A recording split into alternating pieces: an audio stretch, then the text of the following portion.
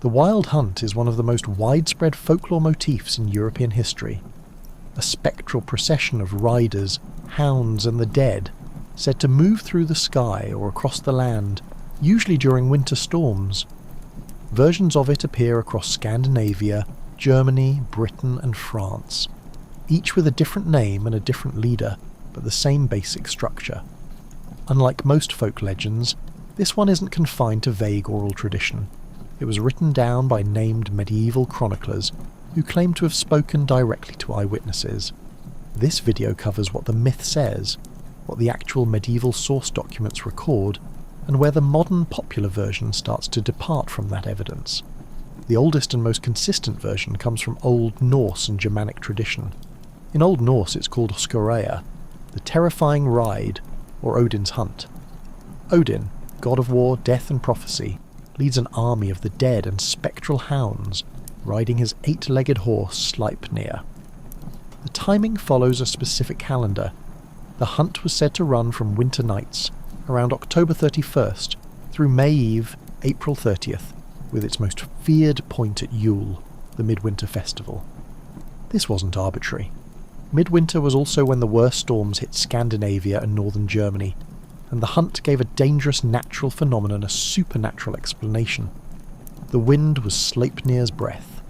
The thunder was the army's hoofbeats. Regional Scandinavian folk practice reflected genuine fear of the hunt.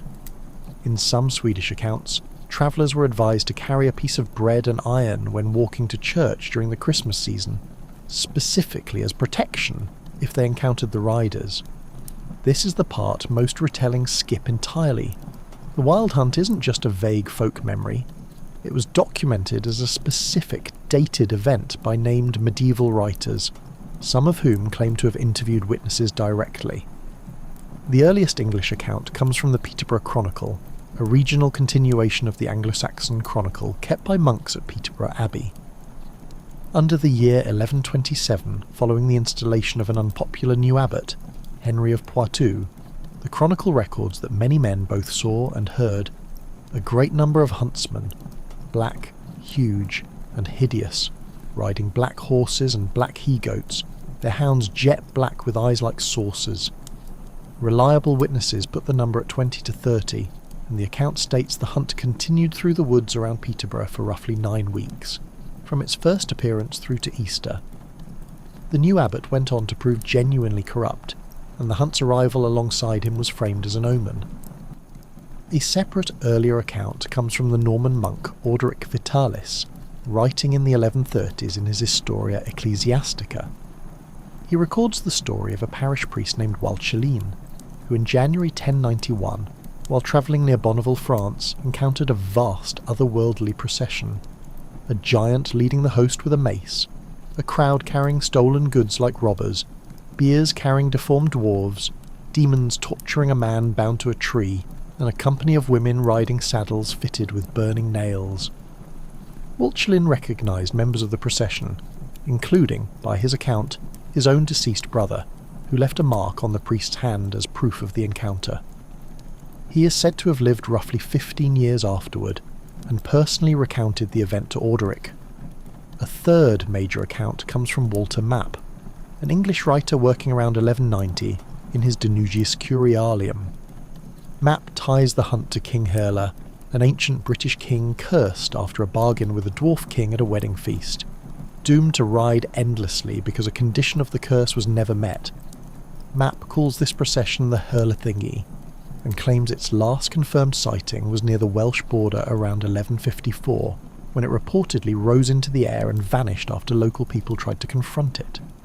These three accounts, from three separate writers within about 60 years of each other, already disagree on the hunt's nature, its leader, and its meaning, which is itself informative about how quickly the legend diversified even in its earliest written form.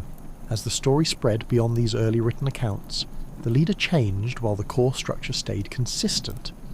In England, particularly around Windsor Forest, the leading figure eventually became Herne the Hunter, depicted with antlers and rattling chains. In Wales, the leader is Gwyn ap Nudd, accompanied by hounds called the Swybuan and Dublin. In France, related traditions carried names like the Familia Harlequini, and several sources connect this name to the later stage character of Harlequin, though the connection remains debated rather than confirmed. Other regional versions replace the supernatural leader with a historical figure recast as cursed to ride forever. Charlemagne, King Arthur, and Frederick Barbarossa all appear as the hunt's leader in different local traditions. The pattern across all of these is consistent. Local cultures kept the shape of the myth, but substituted whichever figure already carried authority or fear in their own folklore. Much of what's treated as one continuous unbroken tradition was assembled relatively late and largely by one person. Jacob Grimm compiled scattered regional folklore into a single interpretive framework in his 1835 book Deutsche Mythology, arguing the wild hunt represented a surviving fragment of pre-Christian Germanic religion, with Odin at its root across all versions.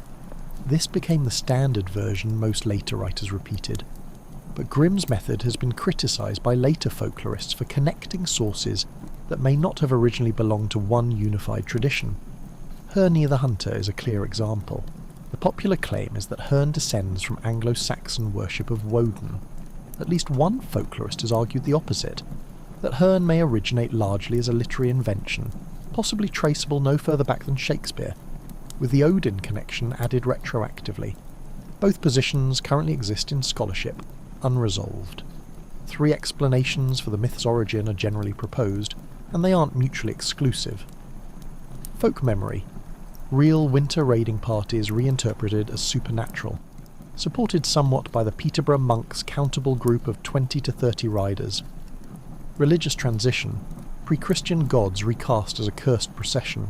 Ordric's account fits this, explicitly framing the hunt as a warning tied to purgatory, and convergent natural explanation, unrelated cultures independently explaining storm winds and night sounds, without direct cultural contact. Most researchers treat these as overlapping rather than competing. The wild hunt was never one fixed tradition, but a flexible frame that different cultures, writers and centuries kept refitting to their own fears.